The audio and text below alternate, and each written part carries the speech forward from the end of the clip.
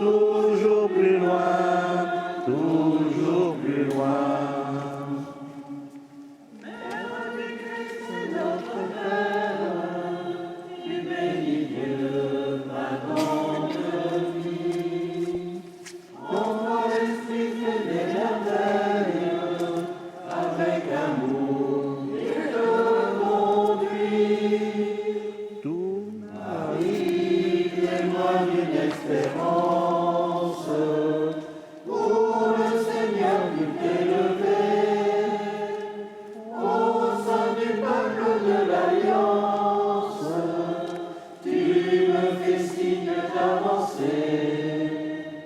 Toujours plus loin, toujours plus loin. Sur le chemin de l'évangile, tu donnes les mots de vérité. Jésus nous dit à nous la suivre, écoutez-le pour vivre. Délivrez-moi d'une espérance. Pour le Seigneur, tu t'es levé. Au sein des arbres de l'Alliance, tu me fais signe d'avancer. Toujours plus loin, toujours plus loin. Au nom du Père et du Fils et du Saint-Esprit, la paix soit avec vous. Et avec votre esprit. Cadeau de la Pentecôte, la paix du Seigneur, la paix du Christ qu'il veut répandre dans toutes les communautés chrétiennes catholiques et qu'il offre pour cette journée aujourd'hui pour nous, où nous fêtons, et c'est une bonne idée et initiative du pape François, que de déclarer, d'instituer le lundi de Pentecôte, fête de Marie, mère de l'Église. Voilà une nouveauté. Ça nous fait amortir le choc de ce temps ordinaire qui commence après la Pentecôte. Alors nous prions plus particulièrement aujourd'hui pour notre paroisse Notre-Dame du Fief, dont Marie est la mère, mère de notre paroisse, mère de toute l'Église. Entrons dans la prière en reconnaissant que nous avons péché. Et nous te supplions encore, Seigneur, qu'avec l'aide maternelle de la Vierge Marie, ton Église enseigne tous les peuples par l'annonce de l'Évangile et remplisse le monde entier de l'effusion de ton Esprit par le Christ, notre Seigneur. Amen. Y a-t-il des petites annonces, monsieur le curé? Je voudrais simplement remercier nos amis sacristains qui nous accueillent. Remercier aussi le père Fabien Langlais, que j'ai eu au téléphone avant-hier, qui est le recteur, c'est bien ça, hein, recteur de la cathédrale. Voilà. Voilà, et puis peut-être attendre la suite. Et la prière à Notre-Dame des Miracles, là, qu'on dit tous les jours. Oui. Avec l'abbé. D'accord. Elle est là. On va pouvoir.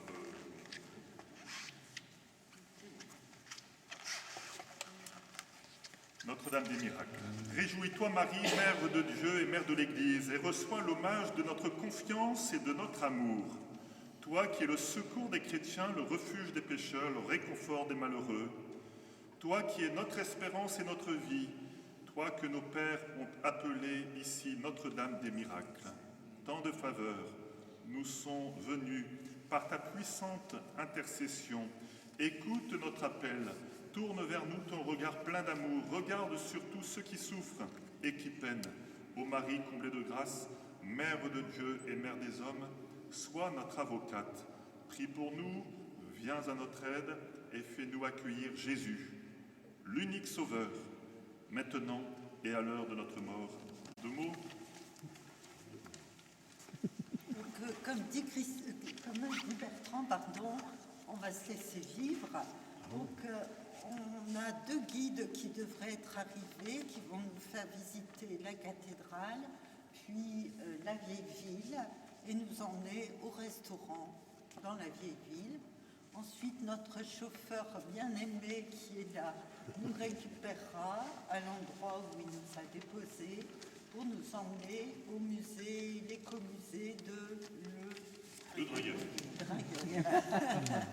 Et ensuite, on se laisse suivre. Donc, profitez bien de la visite. Merci. Nous recevons la bénédiction. À l'office religieux ce matin. Vous êtes déjà pénétré de cette atmosphère très particulière. Alors, l'histoire de la ville de Saint-Omer, elle est intimement liée à celle de ce lieu, même si la cathédrale, c'est la collégiale du XIIIe siècle, et que Omer, Don Omer d'Omar, est un moine évangélisateur qui est appelé par le roi Dagobert au 7e siècle, en 637, pour être en charge de l'évêché de Thérouanne.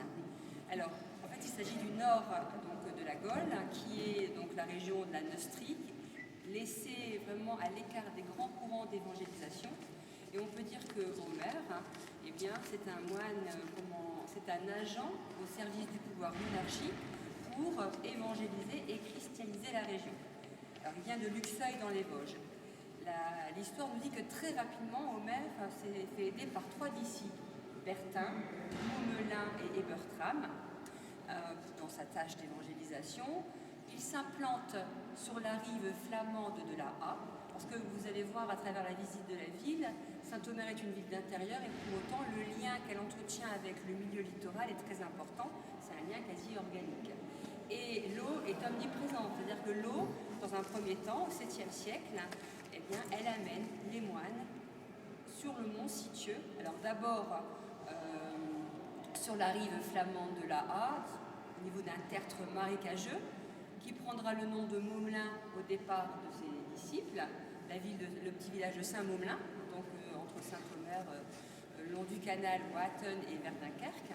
Et puis donc, selon la providence divine, eh bien, les moines auraient suivi cette providence, cette voie, et sur un bateau, sans gouvernail ni voile, serait arrivé en bas d'un mont, le mont Sitieux, le nom antique de la ville de Saint-Omer.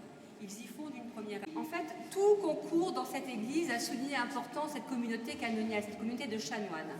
Et donc, les chanoines se font enterrer ad sanctus, au plus près de Dieu.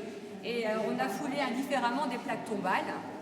Et puis, à partir du XVe siècle, eh bien, les chanoines vont commander leurs monuments funéraires à la manière de hauts reliefs auprès de sculpteurs régionaux qu'on appelle des tailleurs d'images. Alors, c'est en apposant la main sur l'épaule, donc ici, on a donc le donateur. On voit un personnage avec un animal qu'on identifie être le cochon, donc Saint-Antoine. Il s'agit donc d'Antoine de Tramécourt. On se situe à peu près à la même époque que celui de Jean de Libourg, 15e siècle, avec un œuvre prédicatrice de ce moine, et puis son buste reliquaire. Alors, Omer a été enterré est enterré dans le cimetière des moines. Il est mort à Wavran-sur-la près de Limbre. Et au 19e siècle, il est démantelé tout ce en fait, et vendu en magnifique vélo. Et en fait, son mobilier va être renversé et on va récupérer très peu d'éléments. Mais cette table d'autel, dite à la romaine, célébrer la messe de chaque côté. Aujourd'hui, elle ne fonctionne pas, elle n'est plus on ne célèbre plus la messe sur cette autel. Ils avaient leur blé, ils venaient ici voir comment ils allaient pouvoir faire les semailles et autres. Et en réalité, donc une horloge dite astrolabe, la date figure donc 1558. Pierre Enguerrand, horloger de Saint-Omer, va donc réaliser cette horloge à partir d'éléments plus anciens. Il y avait une première horloge dans la cathédrale, enfin dans la collégiale, et il a réutilisé les éléments de mécanisme pour faire cette horloge plus complexe. Elle a été apposée depuis déjà de nombreuses décennies contre ce mur, mais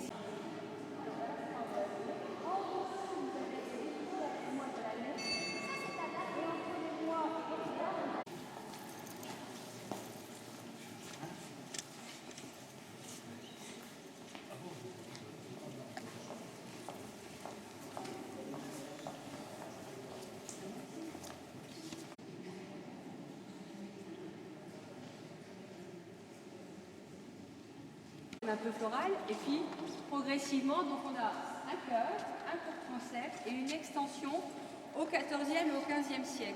On peut le voir à la lecture des vitraux. Le vitrail avec Marie, dans son centre.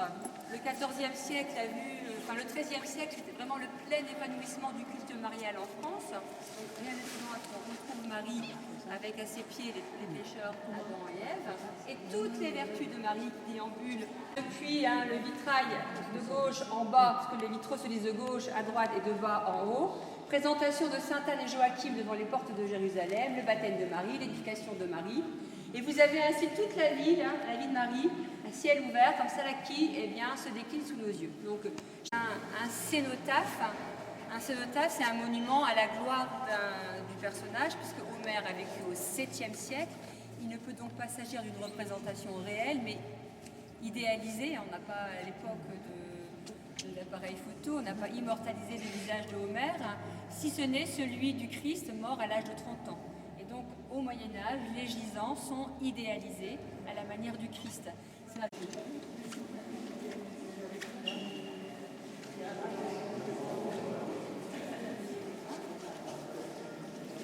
Religieuse et non religieuse.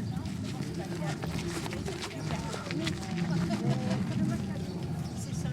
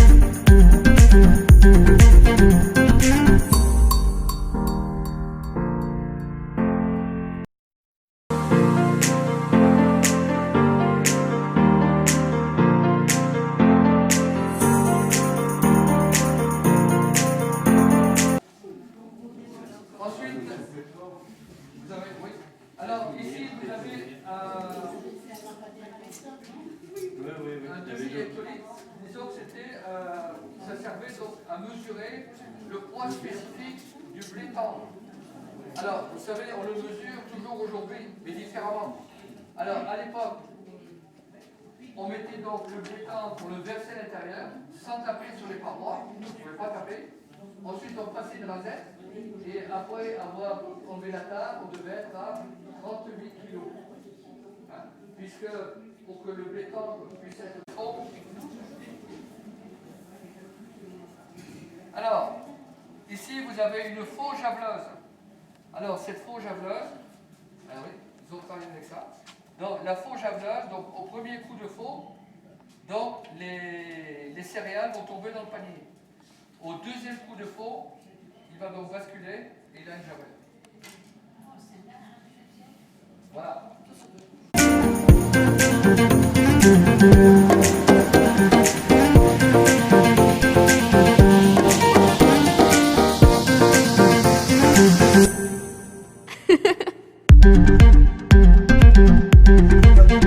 Les héritiers des cogs, des scuts et des nefs qu'on avait au XIIe siècle, parce que Saint-Omer, c'était une ville portuaire au XIIe siècle, où les bateaux passaient par Gravelines, remontaient là, déchargeaient ce qui était vin, sel, grain, laine, et puis après repartaient avec notre marchandise. Notamment chez nous, c'était le drap, on avait une riche cité drapière.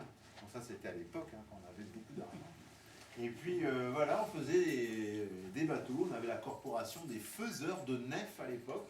Donc non, des nefs, on n'en a plus beaucoup, à part dans les églises, parce que quand on passe sous la nef, on a des bateaux renversés. Hein. Ça ressemble quand même à cette forme.